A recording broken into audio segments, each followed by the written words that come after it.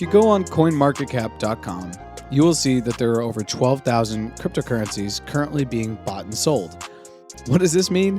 This means that cryptocurrency is much bigger than Bitcoin or that dog coin thing that your friend's friend now is a millionaire off of. It also means that if you're in the cryptocurrency space, we're all just forever students, which is why I was so happy to have Stephanie Jones on to talk about her experience in value investing in cryptocurrency. I'm Jarrett Carpenter, and this is Wi-Fi and Water.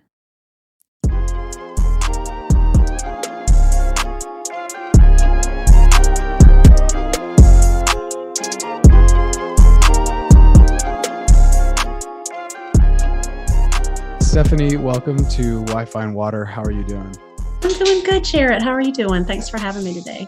I'm doing well. And as you know, and now our listeners know, this is the first podcast I will have recorded with a guest early in the morning, because normally I meet with guests around 8 to 9 at night. And that's just because kids are to bed, the day is over, whatever. But we were able to find a time in the morning. So thank you for getting up and willing to talk about our topic today. Well, thanks for having me. I'm an early bird, so this is perfect for me. I've already been up like 3 hours already, so we're good. Okay, good. In some things I'm an early bird, in some things I'm an early bird, and some things I'm not. And I really like currently how this is going. This is like our sunrise podcast where we're going to talk about crypto. Yeah. Maybe it's going to be something I'm going to do in the future. One of the things, I travel a good amount, or at least pre-pandemic I did. And I remember hearing this stat that was like, after 4 p.m., flights are 80% or like 60 to 80% more likely to be delayed. And that always made so much sense to me, because basically you have all of these slight delays, 10-minute delays throughout the day where a plane or the crew is being backed up exactly in that compound. Stats. So after 4 o'clock, things are more 60, 80% more likely to have a delay, even if it's 10 minutes, 15 minutes. And so maybe that's the same theory I should start taking with the podcast. I should start to record earlier. Yeah. It's like going to the doctor's office. Always get the first appointment in the morning, because then you don't exactly. get delayed. Or it's like getting your hair cut. You want to be the first like 2 or 3 in the chair, because by 4 p.m., if they open at 7, you're not going to get the same cut. That's right. Same thing goes for talking about crypto, Exactly. coffee and crypto. That's that sounds like a new podcast that should be like a part of this, coffee and crypto. And yeah. It's like, I get people up at 5 a.m. and I'm like, what do you think about Bitcoin? That would be funny. Like get their like sort of sleepy ideas about cryptocurrency and their investing strategy. It'll go really good. Exactly. Because isn't it like when the first couple minutes when you're awake, you have like a similar sensation as if you were kind of tipsy, like your brain isn't totally, the motors aren't exactly running. So you could get people's super candid opinions on crypto. Almost like a drunk history, but like sleepy crypto advice. Exactly. Almost like drunk history. And with that, we work together at the same company. We do. And can you remind me how it is that we started to talk about crypto? Because it's not something that like just kind of comes up. But did I mention something? Did you say something? How did that happen? I can't remember. It was very organic. So I think we were working on some social media efforts for the company that we work for. And for some reason, we just got chit-chatting about crypto, and because you're kind of a crypto evangelist. That's how I look at you as. And I was like, oh, wow, he invests in crypto and we do too. And that's really neat. And we just started talking about the nuances and just a lot of specifics about, the adoption rates and who's adopting it and who's not. And that's how we kind of got talking, I think. So it's interesting the way you just said that. It's not I invest in crypto, it's we invest. So when you say we, are you talking about you and your husband, your family, your extended family? What does the we entail, and how long have you plural, been investing in crypto? My husband and I have been married for over 20 years. Like, we've been together forever. We were high school sweethearts, and we have always invested very early in our marriage. I will be honest with you, though, we were late crypto adopters. We did have some friends that were investing 10 years ago, and they probably no longer have to work. Specifically, they invested in Bitcoin. But we were kind of late adopters. We only just started investing the last few years, and we were like, wow, this is not some kooky thing, fly by night craziness that appallingly, some people are still touting that it as, even in the face of all the data and the information that's out there. But yeah, we just kind of started seeing the value in it. We kind of come from more of an value investing background. That's how we started getting into investments. And yeah, we kind of started seeing that value in the crypto arena and started putting some money into it. And we're really happy that we did. So yeah, that's kind of how we got started in everything. Do you remember when that was? Because for me personally, it was in the summer of 2017, right before the 2017, as the bull run was ramping up, as any bull run does. All of a sudden, more light is shined on Bitcoin, Yeah. and that's just, I remember very vividly, and I talk about that in one of the episodes where I actually still have that printout picture from when I went and put cash into a Bitcoin ATM and then it gave me back Wow. Bitcoin. Do you Yeah. remember when it was, the year or the moment or the reason why maybe you both stopped and Yeah. said, let's look at this? Yeah. So again, we are very almost recent, I would say recent adopters. Like I think late 2019, early 2020 was when we actually bought our first crypto. However, we are like a slow moving turtle when it comes to investment. I am personally very risk averse. And so I probably spent a year and a half, 2 years just reading about it, trying to understand it, trying to kind of deep dive more into why would anyone invest with this? What are they doing with it? And then you kind of realize it's not just this. To me personally, I look at crypto as not just like, oh, it's like a junky stock that people are investing in. It's actually a new way of looking at the world, and it's a platform for new technologies to flourish and thrive. And when you start looking at it in that manner, you quickly realize that, wow, this is a legitimate investment vehicle, and they're doing some really cool things, and let's jump on board and do this. So we had my husband's active duty military, so we shipped around a lot, and our last year at our previous assignment was spent just like grinded it out with work. We were trying to save for a house. We were getting ready to move. We live in North Carolina. We were getting ready to move to North Carolina for our final move because he's getting ready to retire. And we were just solely focused on socking away as much money as possible. And I started reading about this. I had some friends that were really interested in the crypto arena, and they're like, "Hey, Steph, you really need to put some thought into this." And my husband also had some friends that were also investing in it for quite some time. And so we would have conversations with them and what they were investing in. And that's kind of, it kind of organically grew into this reality, I think, in our investing portfolio. I don't want to say there was like one day we were like, we're dumping, tens of thousands of dollars in it. We kind of like put our feet in very, very gently. And now we're working to make it more of an automatic investment, just like we would our 401ks or IRAs. So that's kind of where we are. I think that's awesome because having conversations about it just makes it seem a lot more, even though it's an intangible asset, it makes it seem a lot more tangible and a lot more digestible. And every time I have a conversation about crypto, including this one, I'm learning more. And so I love to hear that you had friends who had been investing in it for a long time, seemingly. I mean, anything Yeah. past 5 years is a long time. If you were investing before the 2017 bull run, you've been in crypto a long time. Yeah. And so having conversations, I think, just always seems to add more, like I say, tangible context. Because if you know someone that you trust outside of crypto and they say, hey, I really think you should look at this, it's almost kind of like real friends don't let friends not know about crypto. And I know that sounds like super cliche. And I'm sure I'm that guy at the party that will like dive into Bitcoin. But I'm just kind of like, when I look around at my generation and really anybody in the United States who has student debt, who is paying their mortgage, who is basically has a lot of financial responsibilities monthly, it's like you need to put your money in something that is going to continue to outpace inflation, outpace just Yes. everything else. And so for me, it's like those conversations are invaluable. And I'm sure you look back and you're like thankful that those people shared whatever they shared, even if they just pointed you and say, hey, you know what, Steph, you may want to check this out. Absolutely. I also come to investing I kind of nerd out on like books about the history of economics. And my husband minored in economics in college, and it's fascinating to me. It's like a huge game of Tetris, and how all of these different cultures and societies put together their own ideas of what money is and the value of money and how money is accepted and transferred.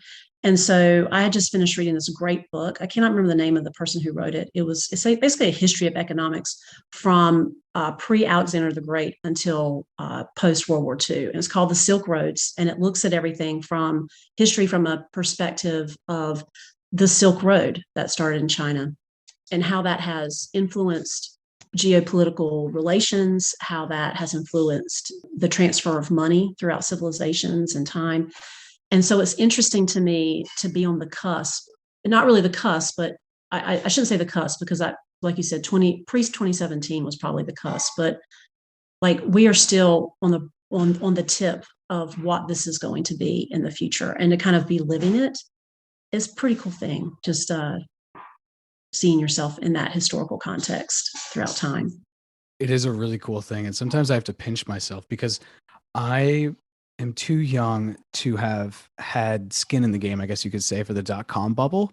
But I remember what that did to the economy. I remember that happened right around the time of 9/11. So you had about 6 to 8 months where not only was there an economic crash, there was also like a geopolitical boom and crash. Yeah. And that's when Enron went down and a bunch of things just kind of like blew up. And I think it took the rug out of the feet of many people, out from under the feet of many people, because it's like, our country is so geopolitically unstable. If we can have people fly airplanes into, New York City and DC and Pennsylvania, but it was also just kind of like, there are consequences to not understanding basic economics, and there are consequences to not being responsible, I think. And I'm going to try to hunt down that book because I think it sounds fascinating, and it really sounds similar to a book that I'm finishing reading now, which has taken me a long time only because I'm reading it slowly.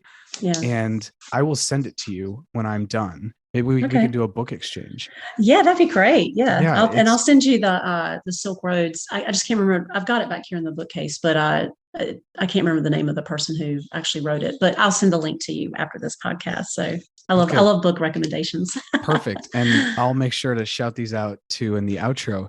This one is called, the one I'm reading is called The Bitcoin Standard. And I'm going to mess up the author's name. I think it's Saifedean Almus. And once again, I'll send you all the information. But the way that he sets up essentially his argument, and he's not necessarily an evangelist or a Bitcoin maximalist. I mean, he thinks it's something that society and humanity needs, but he does exactly what you're saying the Silk Road does. It's fascinating. He goes back and he says, let's look at all these ancient civilizations and what they called money. Because this idea of paper money now, we have Washingtons and Benjamins. This is a new concept. For a long time in human history, people would use all kinds of different things. They used huge stones. They used certain beads. For a long time, it was gold. Shells. It was all kinds of, it was things essentially. And this is one of this is like the main point. So I'm the kind of ruin it for people, but it was this idea of hard money. And hard money essentially was, is it hard or is it difficult to create? If it is, then it's a good place to store your value. So if you had these unique shells that could only be found in a certain beach on a certain island, those were unique and it was hard to create them. If you had these huge stones, I think they were called the Ra stones, you just can't create them overnight. They came from a certain quarry far away and you just can't lug them around. They weigh tons. And then there was this story of African beads, and there were these certain beads made from a different shell or whatever. And then he fast forwards to today and he's like, government money, is it hard to create more? And the answer is no. They can just create it whenever they basically all decide they want to create it. And they pass legislation, they pass the bill. And then he brings you slams you obviously into Bitcoin. And he's like, well, there can only ever be 21 million. And I think on this podcast up to this point, we've really only ever spoken about Bitcoin, but that's because Bitcoin is kind of like the gateway drug. You kind of need to wrap your head around that. And then maybe you start to get into some other drugs, other psychedelics. Yeah, more specifics and more, I don't know what I'm trying to say there, but I do think it is interesting. And I think this is it highlights a generational gap too, I think within the digital sphere. So I think I'm like 20 years older than you. So I am a what am I? Gen Zer, I think. No, I'm not Gen Zer. I'm Gen Y. Gen X. There you go. Sorry, I don't even know who I am, but I'm like in my 40s. And, my mom is, and our parents are boomers. And then I have nieces and nephews who are millennials. And, I'm not sure where you fall in there or if you care to say, but uh, I feel like that my generation, being in my mid 40s, we grew up when computers started to become the norm in school. We grew up at the burgeoning of the internet. And so we're a little bit easier to adopt these kind of abstract concepts than, say, like our parents and grandparents are. However, now there's this whole thing of this very abstract idea of cryptocurrency and blockchain and NFTs. And I do see a lot of people in my generation even struggling to wrap their minds around that. We do have a lot of friends that do invest in it. They may not understand it completely, but they're like, hey, there's value here. So we're going to chunk some money into it. But I think I see my children who are teenagers and middle schoolers right now, and it's nothing for them.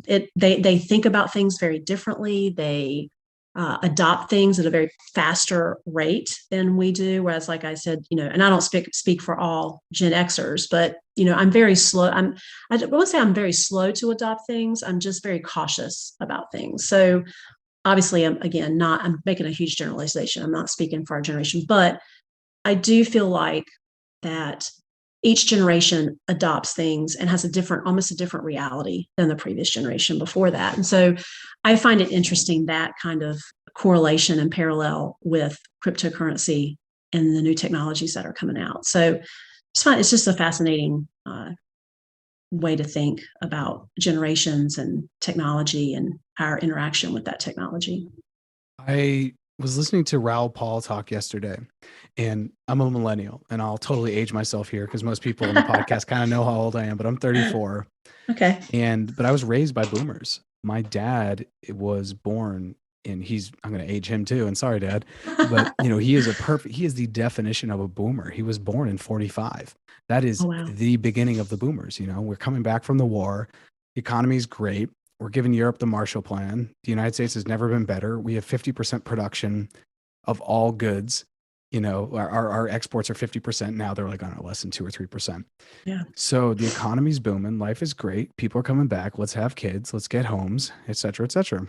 Now, I was listening to Raoul Powell talk. Raoul Powell. God, I always mess up his name. I was listening to Raoul Powell talk. And for those people who are listening to the pod, like, oh, who is this guy? Well, go search him. Raoul, last name Pal, Pal. He was a hedge fund manager for a long time, and he is probably one of my favorite people to listen to about crypto, because he, like you, is also a value investor and he's a macro investor. So he doesn't necessarily get down in the weeds about how does this exactly work. He just says, where is humanity going? And I'm going to put my money ahead of it. And one of the things he was saying that I was listening to, it totally dovetails with what you were just saying about the generational gap of adoption. He was basically saying that for people like you and myself, we were raised by boomers, and boomers are inherently risk averse because they could be and still make money. Because when they were growing up, they could put their money in the bank and make 15% annually per year. Yes. And their homes have always appreciated a crazy amount. And when they bought their homes, their first home or whatever, they bought it. If you looked at the household income, it was almost maybe half of what the home price was. And now if a home's $1 million, you're saying that, the household income needs to be 500,000. So when they were investing their whole lives, they were able to be more risk averse. And then they raised kids who were risk averse. And then they raised kids who were just at the beginning of the computer stuff. Like you and I, we were just at the beginning. I actually found a picture of myself when I was like 2 or 3, couldn't have been more, sitting at a computer the other day. And so they raise a whole generation giving their traits on, and they don't do it out of malice. It's just what they know. And so they're risk averse because they could be, because at that time you could put money in the bank and get 15% back, which now you get less than 0.25%. And you had that. And then you also didn't have technology. So now when you're like, you have to use technology and it's an extremely volatile asset class, there's going to be crazy pushback. Because I was trying to think the other day, I'm like, why is there so much pushback from people that I know trust me, like on a very inherent and like, my life level. But when I say, hey, I think you should put $50 into this, there's pushback. Like I'm asking them to do something that would, question their moral compass. But I realize it's just that they were raised by boomers who are risk averse. And we live in a risk averse society where it's easier to be fearful than to kind of, it's easier to wait and not jump off the cliff than to go cliff diving or whatever reason. There's more reasons not to, I guess, than there may be too. And I think that is starting to play away in the way I'm trying to now communicate crypto to people, because I totally get it. Like, if you are risk averse, it doesn't really matter. You have to kind of break down those barriers of risk aversion and speak to that. So what's something about crypto, if you want to speak about Bitcoin or another cryptocurrency, what's something that allows you to turn down your risk aversion buzzer, if you will? So one of the things, and not to make this all about value investing, but one of the things I love about value investing, there's always a level of chance, but it's really more of a focus on, these are the parameters. If an asset fits in these parameters, it's a good, you can invest in it and you can make money. So when you look at it from more of a practical, logical standpoint like that, and you realize that there are mispricing in the market, as we know. I mean, when you look at what it is going to be in 10 to 15 years, and what these technologies and some of these currencies are doing, and how many people are in it now, and how many people are going to be in it 10 to 15 years from now, that is, to me, that is value added. To me, it is mispriced, even though some people say, oh my goodness, there's no way it's going to maintain this level of pricing. But then you look at it and you're like, there's millions of people that aren't even in here yet that are going to be in 10 to 15 years now. That's how I see it. That's how my friends who are also really into crypto see it as well. So to me, you have that. I think that they're looking at value investing like to take advantage of overreactions in the market.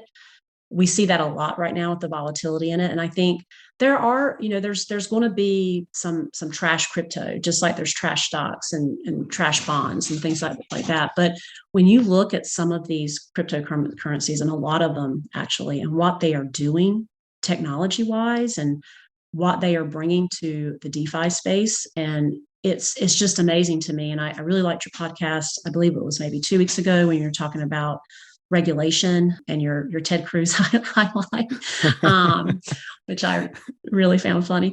I think when you start having people wanting to regulate it, then that gives it salt. It gives it some, what am I trying to look for here?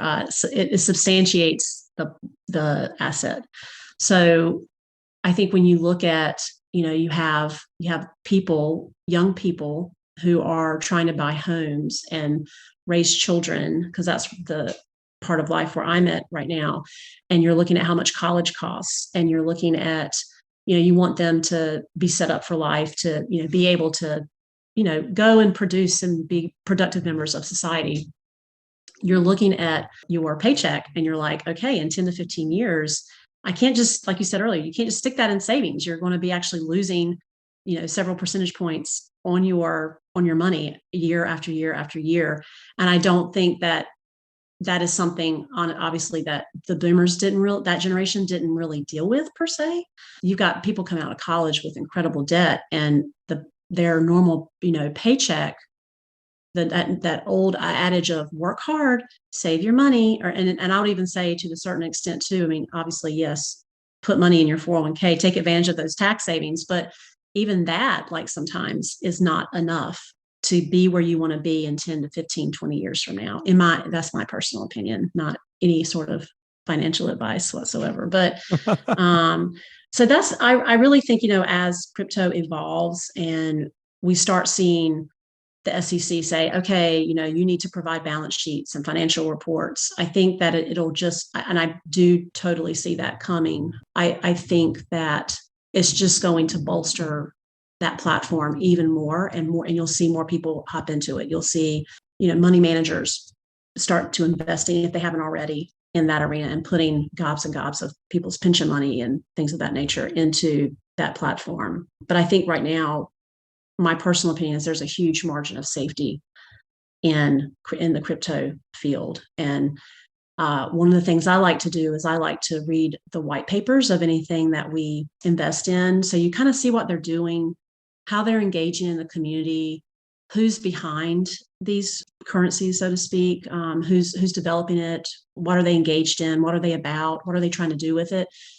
Because that's a big thing for me. I don't like to invest in companies that don't align with my like values as a person. Like, if you're just like, I'm not going to invest in a stock in a company that's like spewing, radioactive material into a river. Like, I'm not going to do that. So I want to make sure that whoever I invest in on the crypto field kind of follows those same lines, whatever they might be for each individual person. So I think there's ways that you can be a value investor and get into the crypto field, but it's just like any other asset class. You got to do your research. You got to see what they're about. You can't just be like, oh, I think they're doing some pretty cool stuff. Let me throw some money into there. So that's kind of how we go about it. And then also too, like what is their adoption rate? Are they working with other platforms? Are they what kind of technology are they actually developing and running, along with their cryptocurrency? So some of them are doing just some amazing,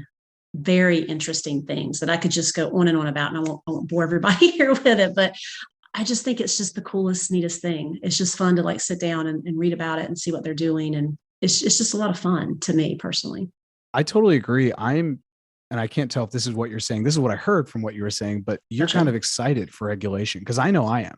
I'm I am pumped too. for regulation Yeah. because regulation just says this is okay. We're now going to create the rules in which you can play this game.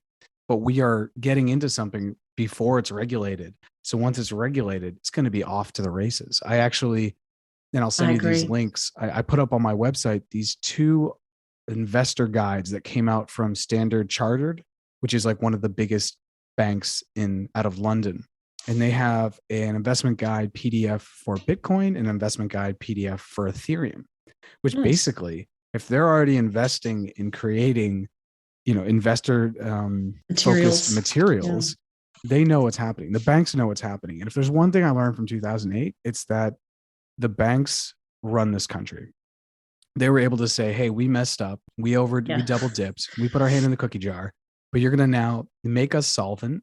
And then we're going to have money to still pay out our CEOs like hundreds of millions of dollars of bonuses while everyone else holds the bag and I loses know. their job, loses their home. So when I see the banks moving at this, and I know that Fidelity Investments in Boston is big, I hear Bank of America is super bullish. In the next 6 months, basically in the first 2 quarters of 2022, I think most of these banks are going to offer their high net worth clients, and then eventually everyone, you're going to be able to get this through the app because these more old school traditional banks know that they have to keep up with Cash App, Square, Right. PayPal, and Venmo because all of those things now have their own credit cards and basically offer their own checking and savings accounts.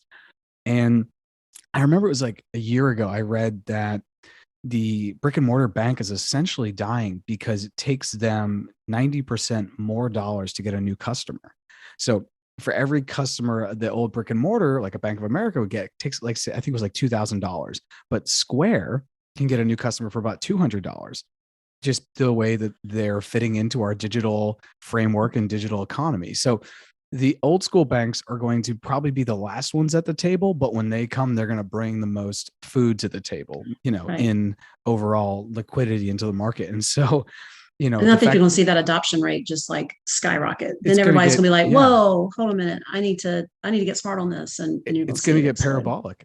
It's going to be quite the thing. And you were saying that you read the white papers, which I think is great. I've read some of the Ethereum white paper.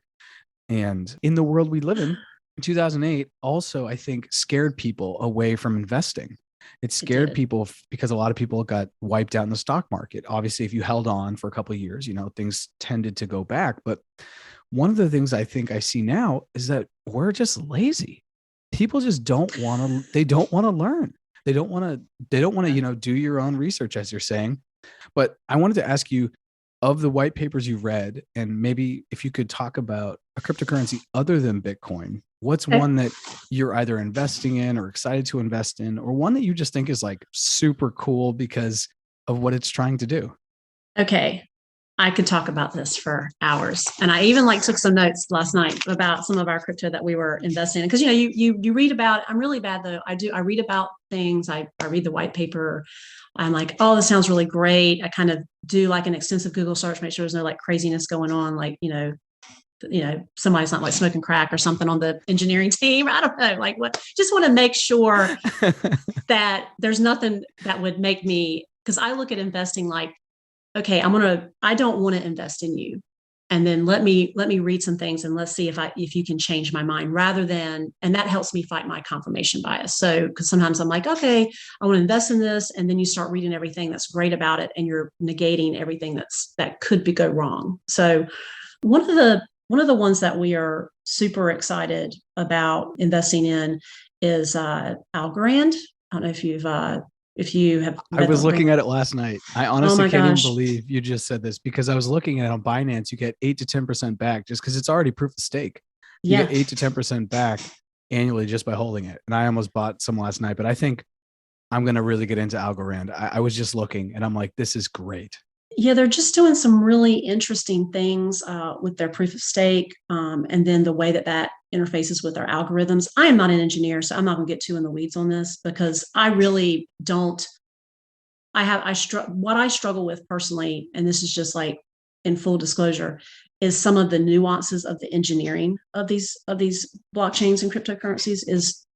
It's above my capacity to understand sometimes, but just when you look at the way they're using that to provide the space for collective learning, I think is really, really fascinating. So we have a portion of our portfolio in that. And then the other one, gosh, I got so many here. I just wanted to talk about all of them. I might not have time. The other one I think is kind of cool is New Cipher. I think their encryption technology is pretty neat. And I can see with all of the cybersecurity issues that a lot of companies are facing, I can see that having a larger piece of the pie, so to speak, in the encryption and cybersecurity arena. Gosh, another one that's really cool. I need to do some more research on them, but they're just kind of interesting. And what they're doing is Fetch AI. Have you read about them at all? So they're connecting the Internet of Things, IoT, with algorithms, and they are using that to fund learning and development of new technologies. I'm not a big algorithm girl, but it just is really fascinating and I feel like that's going to tap into everything we see going on in telecom industry with, 5G being more adopted around the country. And I just think that is going to really have some interesting applications. It almost sounded like, like when you watch The Matrix and all the little spider nodes go out and they search for things and they bring them back. That's what Fetch AI reminded me of, using like smart technology and machine learning to develop some really fascinating connections between industries. I just thought that was really cool. This is why I love talking about crypto because I always learn new things. Like I said, I just got into Algorand. I was watching a YouTube last night. I was reading on it. I was on CoinMarketCap looking at its overall history and trying to figure out its adoption, trying to basically see if it has the things I like. Tell me more about Fetch AI though, because where are you guys buying that? So Coinbase has it. Coinbase has it. Okay, cool. Yeah, you can buy it there. I believe I saw it. On one of the other platforms too. We basically live in the Coinbase world. So I do my research there. I go to CoinMarketCap, just read a lot of articles on the internet and things like that. So we actually, how Coinbase does its little things where, you can earn 2 or 3 things of crypto if you go through this thing. And I love those because it makes me look at cryptocurrencies that I would never look at before. And so I did the little, let's learn about this cool little cryptocurrency, Fetch AI. And then I was like, well, that's interesting. Let's find out more about that. And so I just started reading a bunch of articles on it. And I think it has a lot of implications too for academia as well, just with the machine learning aspect of it and the way it can make correlations and parallels across industries. That to me is just something that just defies what we've been able to do in the last forever. And so now to be able to tap into the machine learning and deep learning arena is again, this is why I love what I love, and I kind of nerd out on crypto is because it is just doing so many different, interesting things that I just find fascinating. And the learner in me just enjoys reading about what they're doing specifically. I'm going to That's check it Fetch out. AI. Yeah, And you I think should. it's a really good overall investment strategy to only buy currencies that are essentially available on Coinbase, because Coinbase, now that they're a publicly traded company, they go through some crazy due diligence and some crazy, background research before they put anything on their platform. So that's kind of a shout out to Coinbase, who, I think is doing things the right way. I know that they have current problems with, they're just not keeping up with their customer service. A lot of people have lost thousands of dollars on their platform, and then they reach out and they're like, "Hey, I was phished, or this happened." And I know that they're not maybe keeping up with that as best as they should, but I think they're trying to do it the best way they can. And Right. I'm going to definitely look more into this Fetch AI. And I think one of the things I don't think I can say enough is that the whole space is called cryptocurrency because of Bitcoin, because it uses cryptography. And the whole idea was that it was going to be money. So cryptography and money came out to be cryptocurrency. But really, something like Fetch AI, and I would say 95% of quote cryptocurrencies should really be seen as digital assets, or just digital stocks and companies that haven't even started to churn their wheels. And once you Right. think of it that way, like something like Fetch AI, once again, I'm going to look more into it, but definitely something like Algorand, they're not trying to be something that everybody probably has in their wallet and is using to buy soda at the corner store. Right. They're trying to be futuristic companies, and the way that they're building their stock issuance is just using blockchain. And so it's going to be outside of the normal S&P 500. It's outside of quote Wall Street. It's more of a global option where more people can get at it. So I don't know. I whenever I can say that out loud and have people hear it, I want them to realize that not everything is going to be a cryptography based currency of the future. A lot of these are Right. literally just stock offerings for companies that will be the size of Amazon probably in the next 10 years, if not sooner. So Yeah. when you think of it that way, it's like everyone should be learning, like you said, nerding out a little bit. I think one of the barriers to cryptocurrency is that you have people that, like us, it sounds like, that just kind of nerd out on like the coolness of it, almost like science fiction, but it's not science fiction. I like science fiction, so I can nerd out on that stuff all day long. Some people just don't like it. They don't get into it. And so I think that they feel intimidated that they can't invest because they don't want to do that. So I do try to temper my excitement sometimes on things, because I don't want to push people away. Like, you don't have to sit there and spend your evenings reading white papers and deep diving into like the nuances of the cryptocurrency. Like, quick and dirty. Like, are they doing cool things? Are they on the up and up? There's no like craziness going on legally with the team. Or do you see their applications being able to have relevancy in other industries rather than just the DeFi sector? So those are just some quick and dirty things people can like easily look up and read some articles about, and kind of go from there. One of the other things that I was kind of striking to me, I got my PMP last year, so my project management certification. And so I'm really big on projects. The company that we work at together is a project based company. And one of the things that I found interesting is it's almost like I shouldn't say betting on, it's almost like you're investing on the efficiency of certain projects. So instead of looking at it like, all right, this is like a equivalent to a stock, and then hopefully it goes up and we're going to hope for the best, here's some money. If you look at it as a project that's being managed, is that project being managed well? Is the output of that project going to be relevant and profitable in the next 5 to 10 years? Is it run by good people, smart people, intelligent people? If those answers are yes, then more than likely, I mean, it's better than like putting it in a savings account that's earning like less than the inflation rate right now. So that's my 2 cents. I do like looking at it from a project base, though. I thought that was kind of an interesting way of seeing the world and trying to find value with your investments. Yeah, I love that strategy, because at the end of the day, unless it's Bitcoin, which is obviously decentralized and no one really runs it, everything else on down is backed by some company and is probably more centralized than maybe they want to be on some level, at least at the idea level. Obviously, the nodes and the way if it's a proof of work, could be decentralized more, like something like Ethereum. But at the end of the day, there are a couple of people, even with Ethereum, that are making the decisions about where the project will go.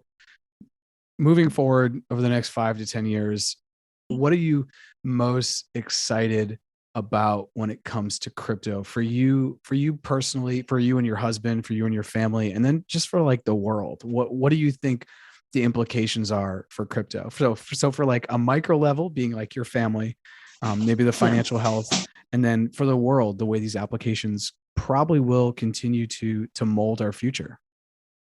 Well, I think we've all seen, as we talked about earlier, back in 2008, 2009, 2010, it was just such I call it almost like an awakening. People realized, okay, we cannot keep moving on the same path that we've been going on, and we need to rethink things and restructure how we do things. That's what we did as a family, my husband and I. Our kids are really young right now.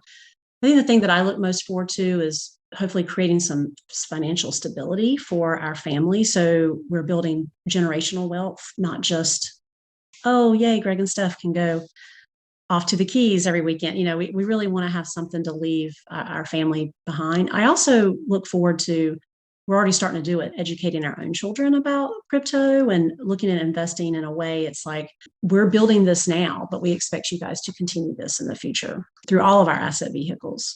I think macro, I look forward and I hope it doesn't get regulated to the point that this doesn't happen, but I look forward to that more people have access to the financial world and to their financial health. Maybe that's not worded right, but I grew up in a very wonderful area, but it is suffering from the migration of people to the cities. It's a wonderful place to be from. It's wonderful, but there's not a lot of opportunities for people in the rural areas. And I'm hoping that with the adoption of some of the things that are coming out now, like trying to get broadband access to rural areas, less inhabited areas, that coupled with the more access to some of these decentralized financial vehicles, I think that can only be a good thing. I think too long we have had this gatekeeper situation with the financial world that honestly I feel like has contributed to the decimation of the middle class. And I think until we start looking at things in a different way and incorporating some of this new technology through cryptocurrency with our financial health, I think that I feel like we have an entire section of all of the worldwide society, the global society, but particularly in my view in the American society fabric, that are just getting left behind.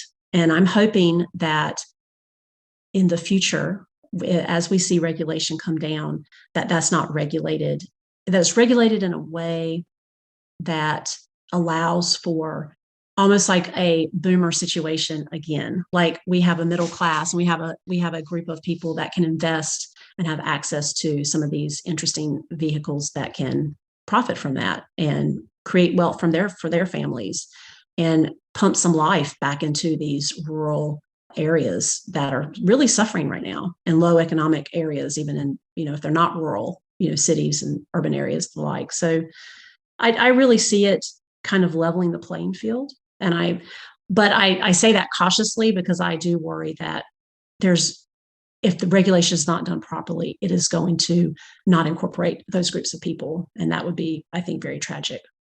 I couldn't agree more. Depending upon if they decide to call it a security or not, it will create barriers of entry that currently don't exist, which would be very difficult for them people maybe in the future to invest. So good on us maybe for already having our hat in the ring, so to speak.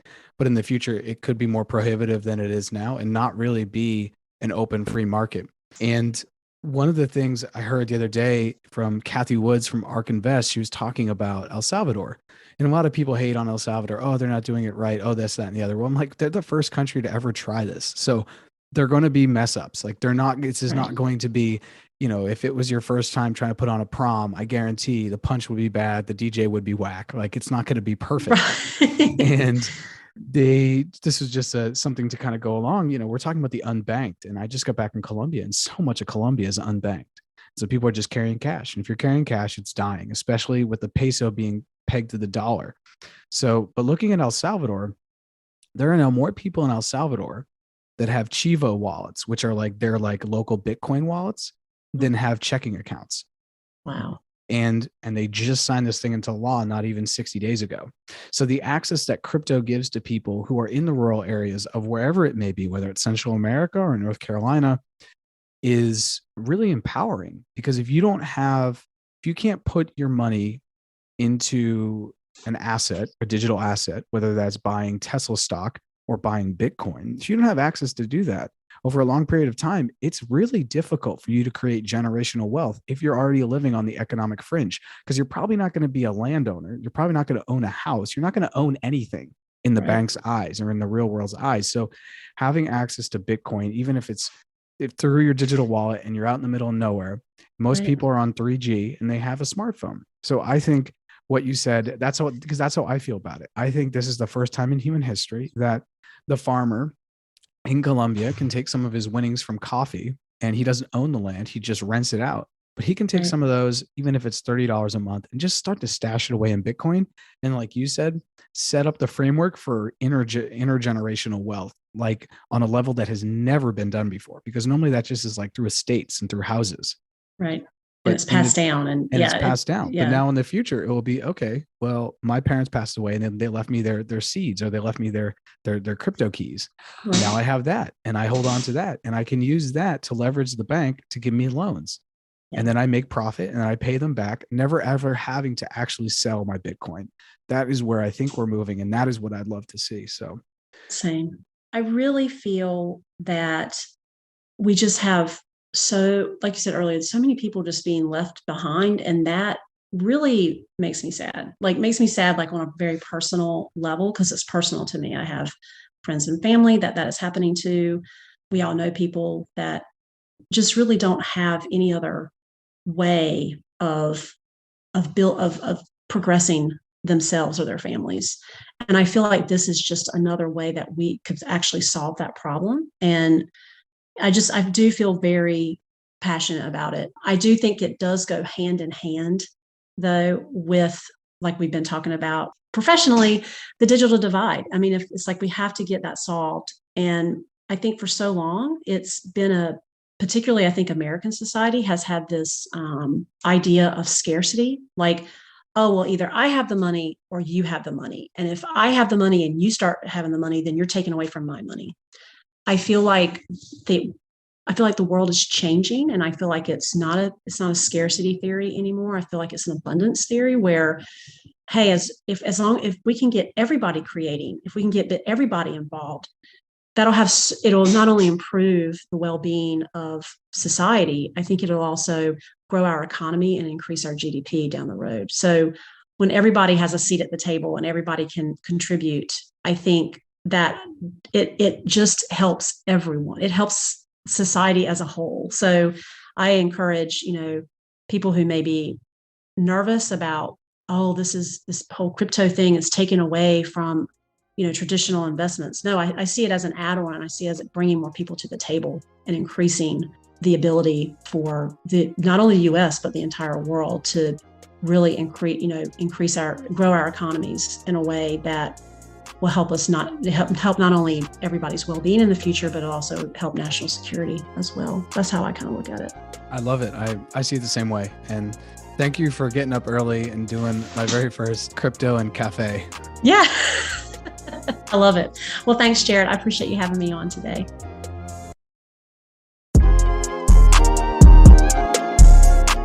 Thanks again for listening to this episode, and a big shout out to Stephanie for hopping on the podcast and being a really insightful guest. I, for one, really enjoyed hearing from someone who self-identifies as risk-averse, but who has also done the work to learn and then finally feel comfortable to invest in cryptocurrency. If you're interested to read the 2 standard chartered PDFs that outline how investors should think about Bitcoin and Ethereum, be sure to check out my website at jarrettcarpenter.com/crypto. That's JARRETT carpenter.com/crypto. And as always, be sure to follow us on Facebook, Instagram, YouTube, and TikTok at Wi-Fi and Water Podcast. Thanks again. We'll see everyone next time.